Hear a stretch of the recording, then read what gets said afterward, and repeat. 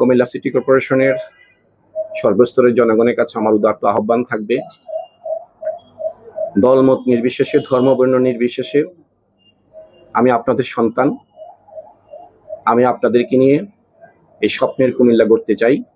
এই কুমিল্লা সিটি কর্পোরেশনকে আগামী প্রজন্মের জন্য একটি উপযোগী, যুগোপযোগী সিটি কর্পোরেশন হিসাবে আমি পরবর্তী প্রজন্মের জন্য তৈরি করতে চাই। আগামী 50 বছরের পরিকল্পনা নিয়ে এই সিটি কর্পোরেশনকে নিয়ে অনেক পরিকল্পনা আমি ইতিমধ্যে নিয়েছি।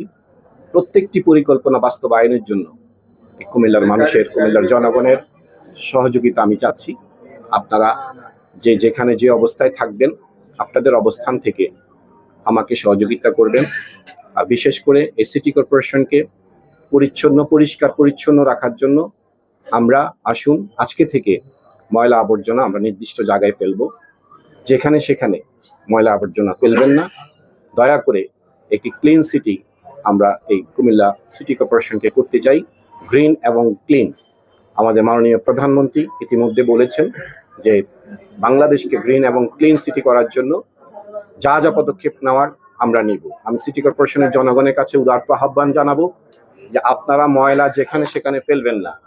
ঈদের পর থেকে আমি রাস্তায় ময়লা তুলে নিব, আমি নিজে হাতে ময়লা পরিষ্কার করব।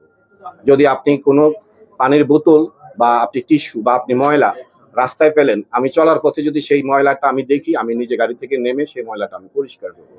আমি আশা করব যে আপনারা চাইবেন না যে আপনাদের সন্তান বা আপনাদের ভাই বা আপনাদের যে দায়িত্বশীল প্রশাসক সে গাড়ি থেকে নেমে আপনার সেই ফেলে যাওয়া বোতলটা যেন আমাকে উঠাইতে না হয়। বা আপনারা চাইবেন না নিশ্চয়ই আপনার নগরের প্রশাসক নিজে হাত দিয়ে আপনার ফেলে দেওয়া টিস্যুটা যে সে তার হাত দিয়ে উঠাবে, আমি ফেলে দিব। এটি আপনারা দয়া করে করবেন না। আমি আপনাদেরই সন্তান, আমি আপনাদের জন্য কাজ করতে চাই, এই নগরের জন্য কাজ করতে চাই। আপনারা আমাকে সহযোগিতা করুন, ইনশাআল্লাহ আমি ভালো কিছু আপনাদেরকে উপহার দিতে পারবো।